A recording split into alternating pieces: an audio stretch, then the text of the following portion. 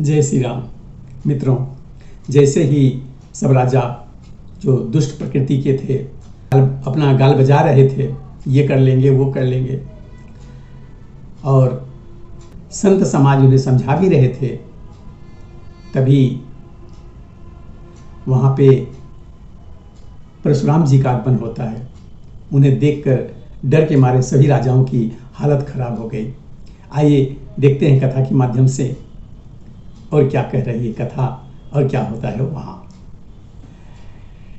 देखत भृगुपति बेसु कराला, उठे सकल भय बिकल भुआला।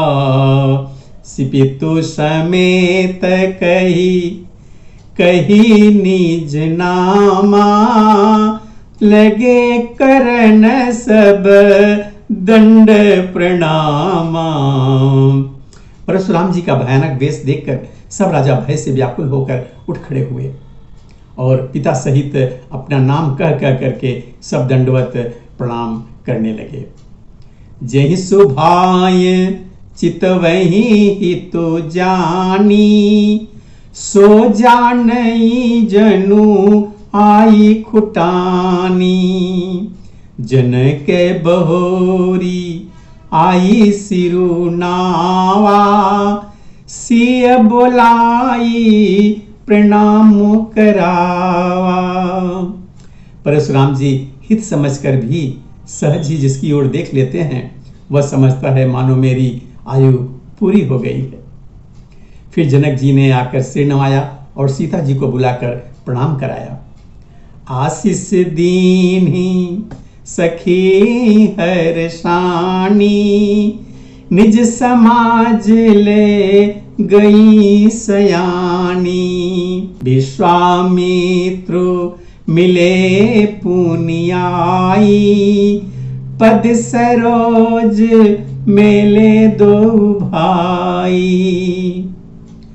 परशुराम जी ने सीता जी को आशीर्वाद दिया। सखियां हर्षित हुईं और वहां अब अधिक देर ठहरना ठीक ना समझकर वह सयानी सखियां उनको अपनी मंडली में ले गईं। फिर विश्वामित्र जी ने आकर मिले और उन्होंने दोनों भाइयों को उनके चरणों कमलों पर गिराया। राम लखन दशरथ के ढोटा, दीन्ही आशीष देखी भल चोटा। राम ही चितई रहे थकी लोचन, रूप अपार मार मद मोचन। विश्वामित्र ने कहा, हे राम और ये लक्ष्मण राजा दशरथ के पुत्र हैं। इनकी सुंदर जोड़ी देखकर परशुराम जी ने आशीर्वाद दिया। कामदेव के भी मद को छुड़ाने वाले श्री रामचंद्र जी के अपार रूप को देखकर उनके नेत्र स्तंभित हो रहे थे। बहुरी बिलोक विदेह सन, कहु काहयति भीर।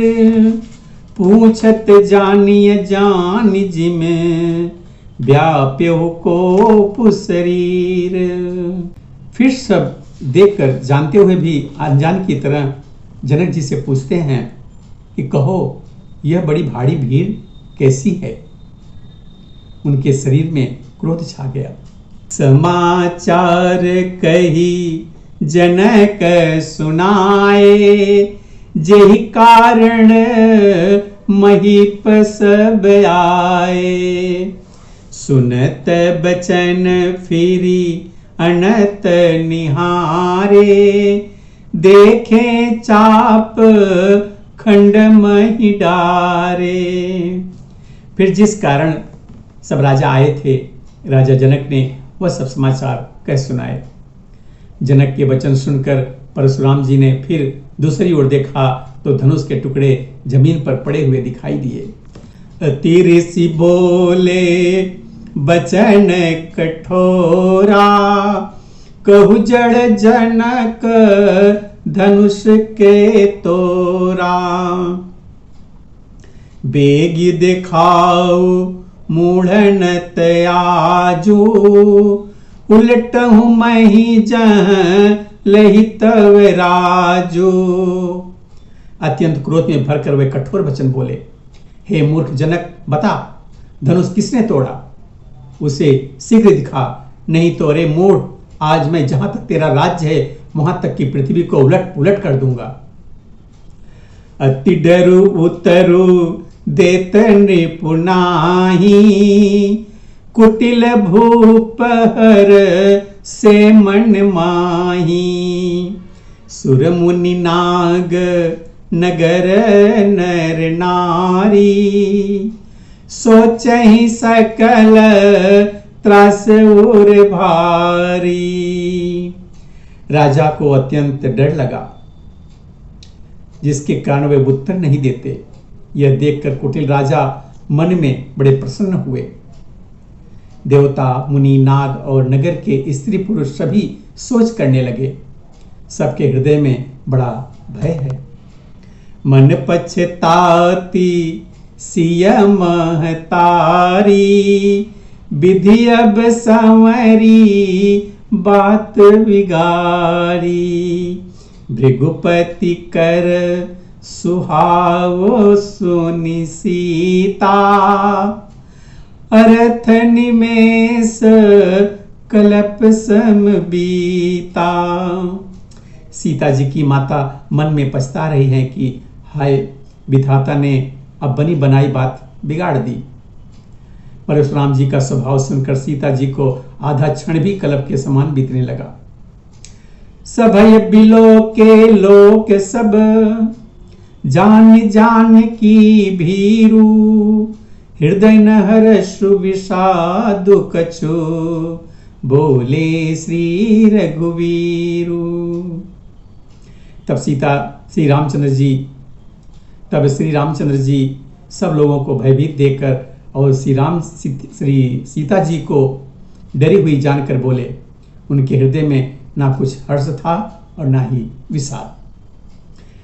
नाथ शंभु धनु भंजनिहारा, होहि को एक दास तुम्हारा। आयशु काह कहिय कीन मोही, सुनि रिसाई बोले मुनि कोही। श्री रामचंद्र जी कहते हैं कि हे नाथ, शिव जी के धनुष को तोड़ने वाला आपका कोई एक दास ही होगा। क्या आज्ञा है मुझसे, क्यों नहीं कहते? यह सुनकर क्रोधी मुनि ईर्षा करके बोले, सेवक सो जो करे सेवकाई, अरि करनी करी करियल राई। सुनहु राम जे शिव धनु तोरा, सहस बाहु सम सोरिपु मोरा। सेवक वह है जो सेवा का काम करे। शत्रु का काम करके तो लड़ाई ही करनी चाहिए। राम सुनो, जिसने शिव जी का धनुष को तोड़ा है वह सहस्त्र बाहु के समान मेरा शत्रु है। सो बिल गाऊ बिहाई समाजा, नत मारे जई हैं सब राजा। सुनि मुनि बचन लखन मुस्काने, बोले परसु धरहि अपमाने। वह इस समाज को छोड़कर अलग हो जाए, नहीं तो सारे राजा मारे जाएंगे।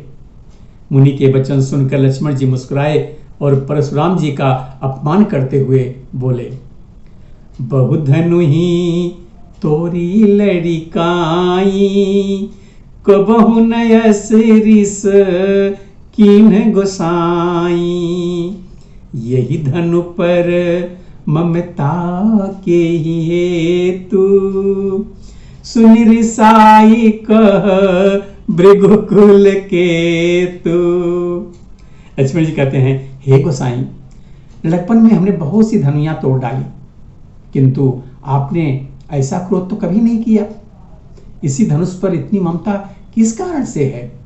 यह सुनकर भृगुवंश की ध्वजा स्वरूप परशुराम जी कुपित होकर के कहने लगे, रे नृप बालक काल वस, बोलत तो ही न संहारे, धनु ही सम त्रिपुरारि धनु, विदित सकल संसार।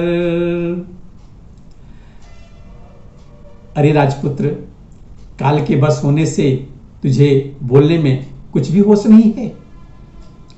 सारे संसार में विख्यात शिव जी का यह धनुष क्या धनु ही के समान है। मित्रों, अब आगे की कथा हम अगले वीडियो में देखेंगे। तब तक के लिए जय श्री राम।